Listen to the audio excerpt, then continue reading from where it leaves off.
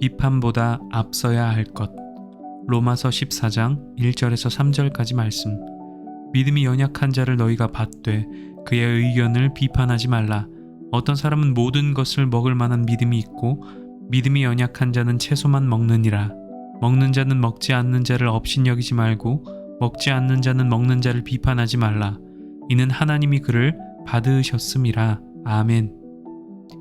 오늘 본문 말씀을 보면 당시 로마 교회 성도들 사이에서는 특정 음식을 먹는 문제에 대한 논쟁이 있었음을 알 수 있습니다. 2절 말씀을 보면 어떤 사람은 모든 것을 먹을 만한 믿음이 있고 믿음이 연약한 자는 채소만 먹는다고 기록되어 있습니다. 이 말씀은 채소만 먹지 말라던가 편식을 하지 말라던가 하는 말씀이 아닙니다. 이 문제는 사실 제사 음식에 대한 이해의 차이에서부터 비롯된 문제입니다. 당시에는 시장에서 파는 고기나 포도주 중에 이방 신에게 제물로 드려진 후에 나오는 것들이 있었습니다. 일부 그리스도인 중에는 이방 신의 제물로 바친 것을 어찌 먹을 수 있겠냐며 아예 고기와 포도주를 먹지 않겠다고 선언한 사람들도 있었습니다. 반면 모든 음식은 하나님이 주신 것이라 생각하고 감사함으로 받으면 버릴 것이 없다고 여겼던 사람들도 있었습니다.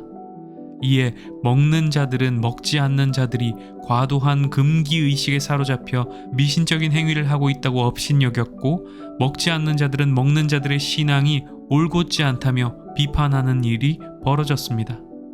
상황이 이렇게 되자 사람들은 사도 바울에게 무엇이 옳은 일인지 무엇이 그른 일인지 여쭤보고 싶어 했습니다.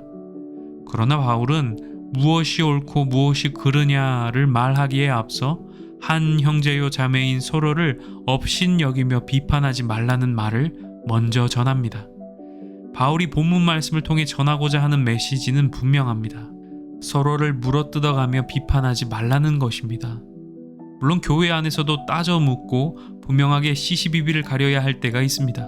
그러나 그것이 변하지 말아야 할 진리의 문제가 아니라면 우선 서로가 서로를 이해하고 용납하는 태도와 자세가 필요합니다. 나와 생각이 좀 다르다고 해서 상대방을 적으로 간주하고 등을 돌려서는 안 됩니다. 견해가 좀 다르다고 해서 상대방의 신앙의 수준을 판단하고 함부로 업신여겨서는 안 됩니다. 사랑하는 여러분, 우리 모두는 다 하나님이 받으신 하나님의 백성들입니다. 주 안에서 한 가족된 지체들입니다. 이 사실을 잊어버리면 교회 공동체도 세상의 무리와 다를 바 없는 단체가 될 뿐입니다. 교회는 교회이기에 사랑이 앞서야 합니다. 오늘 하루도 그렇게 사랑으로 아름다운 공동체를 세워가는 복된 날이 되시기를 주님의 이름으로 축원합니다.